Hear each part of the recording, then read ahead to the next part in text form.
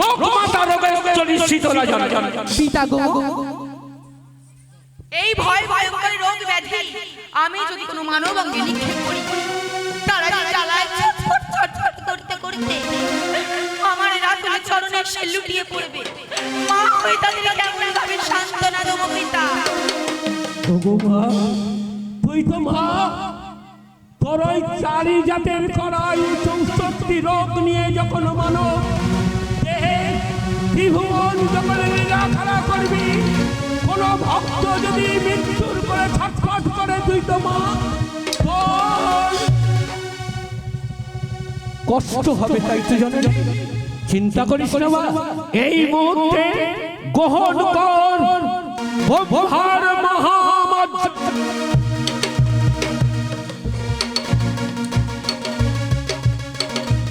মা, তুই যখন লীলাখেলা করবি, কোন ভক্ত যদি রোগের জ্বালায় ছটফট করে, তোর আশীর্বাদে সে যদি মা মা করে ডাকে, তুই তার অঙ্গে এই মহামার্জনী বুলিয়ে দিয়ে সমস্ত রোগ তোর ওই কুলয়ে ধারণ করে মস্তকে ধারণ করিস। তাই হবে পিতা।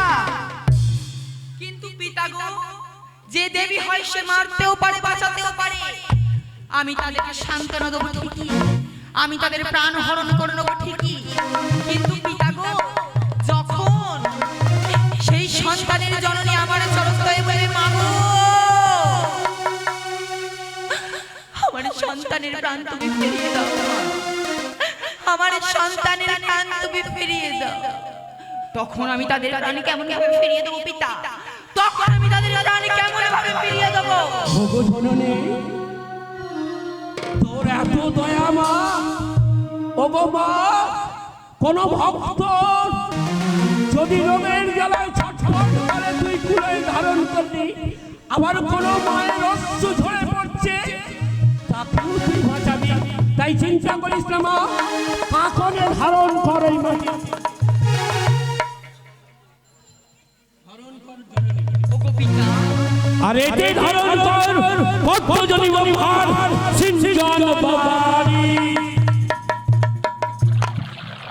কোন ভক্ত মৃত্যুর করে যদি ঢলে পড়ে, যদি সে তোকে মনে প্রাণে নিষ্ঠা সহকারে মা মা বলে চিৎকার করে ডাকে, তোর আশীর্বাদ থাকলে সে মৃত্যুর কোল থেকে ফিরে আসবে তোর আশীর্বাদ। ওগো পিতা, একে একে সকলে মনোবাঞ্ছা হইয়াছে মোর উপর।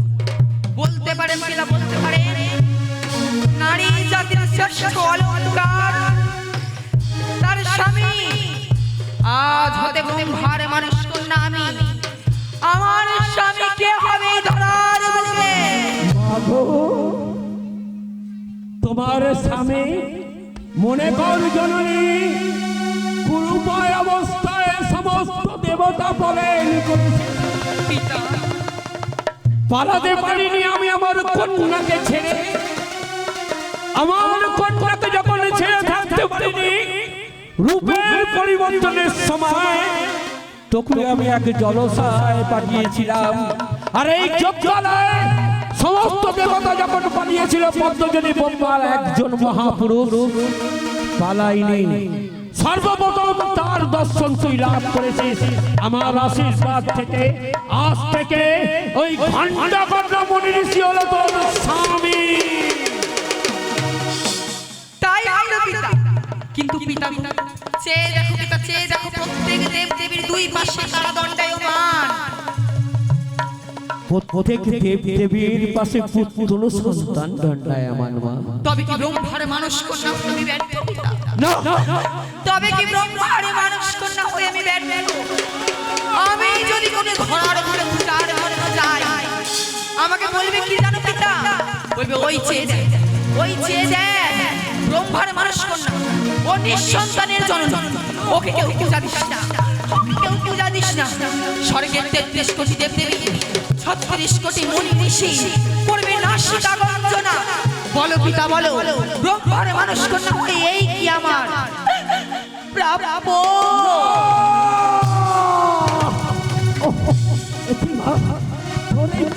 আমার হৃদয় ছুঁয়ে গেল।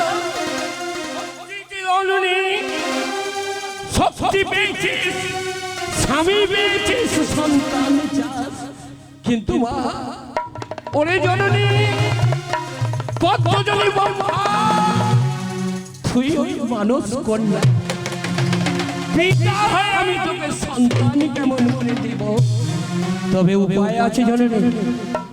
তোর কুরুবাই রূপ থেকে সমস্ত দেবতা যখন পলায়ন করেছিল জননী, এই মুহূর্তে পিনাকি মহেশ্বরে কৈলাসে ধর্ম থেকে সৃষ্টি হয়েছে এক ধর্মাসুর। নিজ কর্মদোষে গোলক বৈকুণ্ঠধারী নারায়ণ সহকার যতনে গ্রাস করেছিল। তিন খণ্ডের অবস্থায় পড়ে আছে পদ্মজনী ব্রহ্মার মহাশক্তি বলে। আজ এই মুহূর্তে তাই তিন খণ্ড একত্রে করে তার মধ্যে প্রাণ সঞ্চয় করে আমি এই মুহূর্তে আমি তোকে পুত্র রূপে ফিরিয়ে দিলাম সেই সন্তান।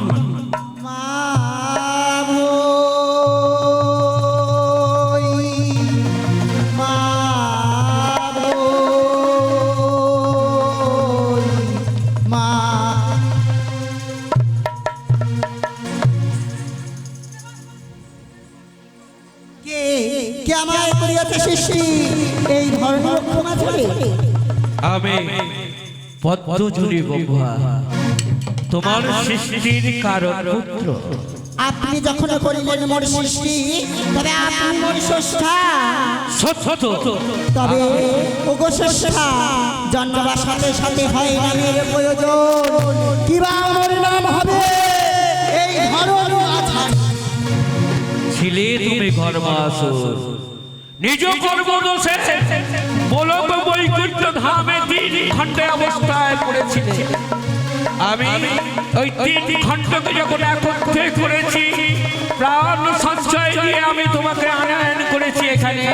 তাই ওই তিন খণ্ডকে জোড়া লাগিয়ে আজ থেকে ত্রিভুবনের বুকে তোমার নাম দিলাম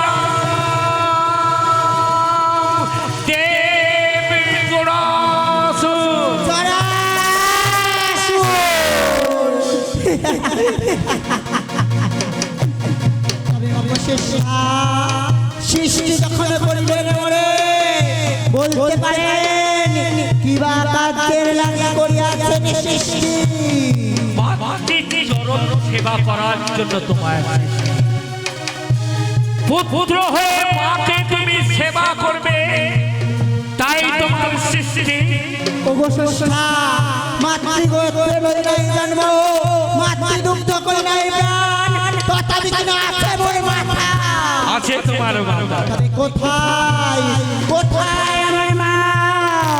পশ্চাতে চেয়ে দেখো, ভুবন ময়ূরী রূপে আকারে দণ্ডায়মান তোমার মা। আহা মণিমন্ত্রী, একই রূপের মাদারে যেন পূর্ণ শশী করিতে দিবার দত্তমাগারে। ওগো জননী, সর্বদাই তোমার চরণ তলে রেখো মা, সর্বদাই তোমার চরণ। আশীর্বাদ করি পুত্র, দীর্ঘজীবী হও। ওগো স্রষ্টা, আজ যখন মাতৃ পরিচয় দিলেন, তবে বলুন স্রষ্টা, আজ হতে মা যদি হবে দেবী, মাতৃর মুখে যদি যাকে আয় জানিতে কেউ যদি করে মাকে অবহেলা, কেমন করে মাতৃ নেব প্রতিশোধ? অর্থাৎ তোমার শক্তির প্রয়োজন। সত্য, তার জন্য হয় শক্তির প্রয়োজন। কেউ যদি করে মাকে অবহেলা, করে অপমান, তার নেব তীব্র প্রতিশোধ। শান্ত হও পুত্র, মাতৃর চরণ সেবা করার জন্য যদি কেউ যদি তোমার মাকে অকথা কুকথা বড় সন্তান হয়ে তুমি সহ্য করতে পারবে না, তাই এই মুহূর্তে হে পিনাকি মহেশ্বর, তোমার এই মহাসন করদান।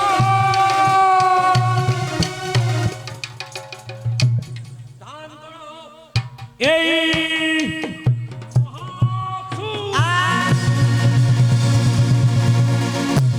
একই মহেশ্বর, আমি জানি এ সুর ধরার স্পর্শ করার উপযুক্ত ওই ধর্মাসুরের নয়। জরাসুর যখন হয়েছে অর্ধ শক্তি হরণ করে নাও এই মহাসুর, আমি শক্তি রূপে পুনর্বার ওই পুত্রকে দিলাম এই শক্তি। ওগো শেষটা আপনার কাছে শক্তি চেয়েছি, শক্তি দিয়েছে ওগো মাতা। পিতৃশক্তি পেয়েছি শুল, সত্য হয় মাতৃশক্তির প্রয়োজন। বেশ যারা আজ হতে তুমি হলে দ্বাদশ চরের অধিষ্ঠান। বেশ। ওগো পিতা, একে একে যখন সব পেয়েছি, বলতে পারে না শেষটা কোথায় হবে মোর স্থান। মায়ের দক্ষিণ দিকে তবে তোমার স্থান, ওই স্থানই হবে তোমার শেষটা বেশ। মায়ের দক্ষিণে বসে যাওয়ার আগে তোমার কাছে জানাই আমার শাশ্বত ভক্তির মন। মা জননী পিতা পুত্র পেয়েছে সে জননী, এবার আমাকে যেতে দে মা। কোথায় যাবে পিতা, কোথায় যাবে? চেয়ে দেখো পিতা, চেয়ে দেখো, দক্ষিণ দিক হইয়াছে মোর পরিপূর্ণ, কিন্তু বাম দিক যে এখনো শূন্য পিতা। এই অন্তরের বেদনা কার কাছে জানাবো? তাই তোমার কন্যার হয় একটি দাসীর প্রয়োজন পিতা। বুঝেছি মা, দক্ষিণ দিক পূর্ণ হয়েছে, বাম দিকেও চাষ পূর্ণ। পুত্র পেয়েছিস, কন্যার হয় প্রয়োজন। শক্তি পেয়েছিস, পুত্র পেলে এবার কন্যা। বেশ, ঘর মাসুর যখন তিন খণ্ডে অবস্থায় গোলক বৈকুণ্ঠ ধারে ছিল মা, রক্তের সনিত বয়ে চলেছিল। সেই রক্ত পান করেছিল এক রীতিপতু দাগিনী, তার জঠরে জন্ম নিয়েছিল এক রক্তবর্ণা কন্যা। এই মুহূর্তে পদ্মজনী ব্রহ্মা মহাশক্তি বলে কন্যা রূপে তোকে। কে করি না বলে সৃষ্টি পদ্মজনী ব্রহ্মা তোমার সৃষ্টিদাতা, অনুমান তোমার সত্য মাতা। আজ হতে আমি তোমার পিতা। ওগো পিতা, জন্মের সঙ্গে সঙ্গে হয় নামের প্রয়োজন, কিবা বড় নামের ধরনের বুকে রক্তবর্ণ করো তোমার। আজ হতে ত্রিভুবনের বুকে তোমার নামকরণ হলো দেবী ধূমাবতী। ওগো পিতা, কিসের কারণে করেছেন বলে সৃষ্টি? মাতৃ চরণ সেবা করবার জন্য তোমার আসছি। কোথায় আমার মা? সে দেখো হেন সম্মুখে তোমার মা। মরি মরি একই রূপ মাধুরী, যেন বিশ্ব মাতারে তুমি আমার মা। ওগো জননী, তুমি আমি আশীর্বাদ করো, এইভাবেই যেন আমি তোমার জীবন চিরদাসী হয়ে থাকতে পারি। আশীর্বাদ করি কন্যা। ওগো পিতা, বলো মা। আমি যে আমার মায়ের চরণ সেবা করব, আমার শক্তি কোথায় পিতা? শক্তির প্রয়োজন, তাই তো মা আমার মাতার চরণ সেবা করবে নিষ্ঠা সহকারে। শক্তির হয় প্রয়োজন, ওগো বলো গো বৈকুণ্ঠধারী নারায়ণ, ত্রিভুবনের অন্নদাতা তোমার ওই পঞ্চজঙ্গা শঙ্খ শক্তি রূপে করো এই দেবীকে দান। তবে দেবী এই শঙ্খ কোনো দিন অপমান করবে না, কারণ এই শঙ্খে যদি তুমি ফুৎকার দাও আবার এই শঙ্খে ফুৎকার দিলে সঙ্গে সঙ্গে শান্তি বিচারণ করবে। তাই মায়ের চরণ সেবা এই শক্তি রূপে পঞ্চজঙ্গ শঙ্খ নিয়ে তুমি মায়ের চরণ। ওগো পিতা, আজ হতে আমার স্থান কোথায় পিতা? মায়ের বাম দিকে অবতীর্ণ। পিতা গো, চেয়ে দেখো পিতা, চেয়ে দেখো, প্রত্যেক দেব দেবীর নিজ নিজ বাহন আছে, আমার কোনো বাহন নেই, তবে কি আমি পদপ্রষ্টে যাত্রা করি? মাগো, বহুকাল আগে থেকে রাজা সুরক্ষিত চরণ দাস বাহন রূপে কাশী বিশ্বনাথ ধামে উত্তর দিকে বড়, নিম্ন দিকে মস্তক করে শীতলা শীতলা করে ধারণ করে বসেছে পিতা। আজ সেই গর্ধ তোর বাহন হবে, তোর পরশে আসন পাবে। আমি রাজা সুরক্ষিত কর্তব্যকে তোর মন নিযুক্ত করলাম।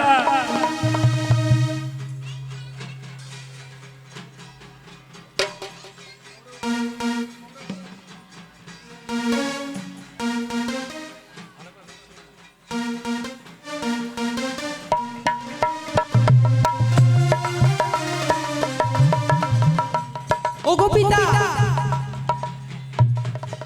পিতা মনে বড় বাসনা পিতা, মনে বড় বাসনা। রাজা রামসের যজ্ঞকুণ্ডে আজ ব্রহ্মা বিষ্ণু মহেশ্বর দিনের নীলেশ্বর হয়ে আমার চরণের ভক্তিপূর্ণ অঞ্জলি। ওগো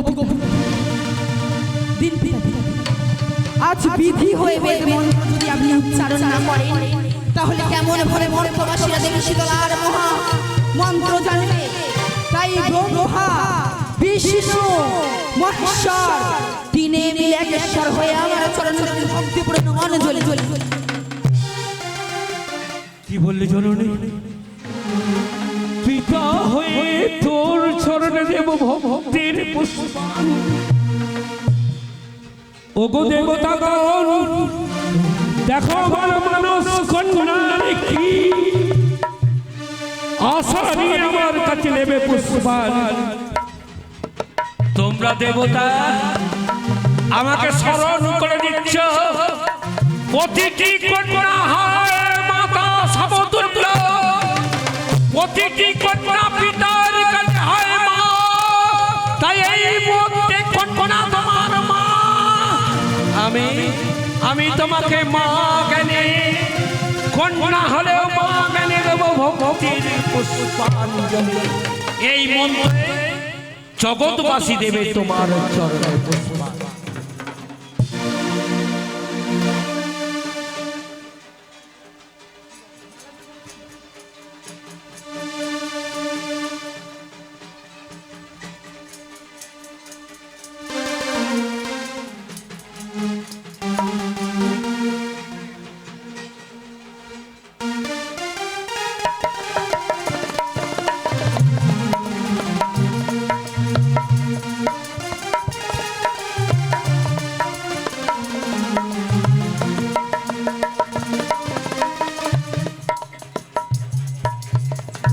মাগো, আমি তোকে সাজিয়ে দিলাম, এইবার দেব ভক্তির পুষ্পাঞ্জলি।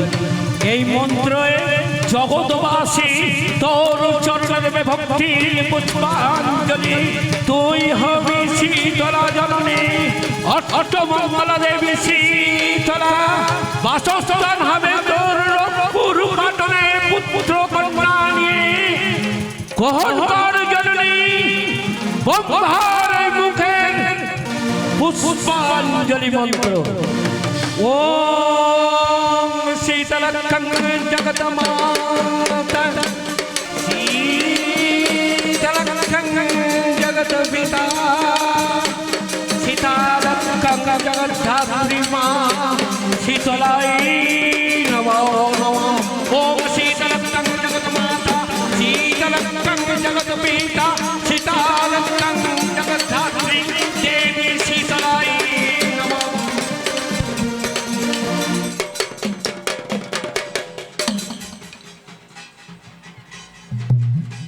সন্তুষ্ট হয়েছে সে জননী। আমি সন্তুষ্ট হয়েছি পিতা। আমি জগতের অভিশাপ পেলাম শীতলা। পিতা, ভক্তজনী ব্রহ্মার কাছে নিজের পুষ্পাঞ্জলি। তোর ভক্তমুখে ত্রিভুবনে পূজা হবে, তোর বিসর্জন হবে না।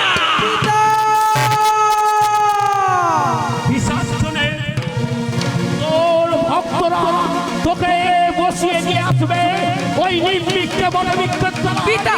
যেখানে বিসর্জন দেবে গঙ্গা ভক্ত দূরে সরে যাবে, আগাতে পড়ে যাবে জলাশয়।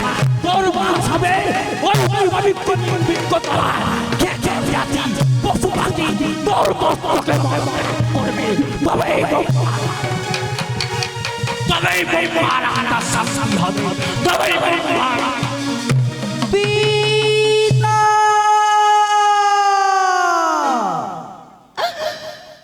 ওগো পিতা, কি এমন চেয়েছিলাম পিতা, কেমন চেয়েছিলাম।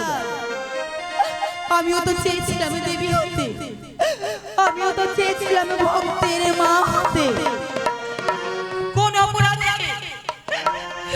কোন অপরাধে তুমি আজ যাবে এমন শাস্তি দিলে ওগো পিতা। তোমার এই অভিশাপ আমার মস্তকে ধারণ করলাম পিতা, তোমার এই অভিশাপ আমি মস্তকে ধারণ করলাম। তবে শুনে রাখো, শুনে রাখো চতুরে মুখে ব্রহ্মা, শুনে রাখো পদ্মজনী ব্রহ্মা। আমি যদি ৬০০ মাথা থাকি, আমি যদি ৬৪ ব্যাধি মাথা থাকি, ছলে বলে কলে কৌশলে আমিও একদিনে দেবী হব।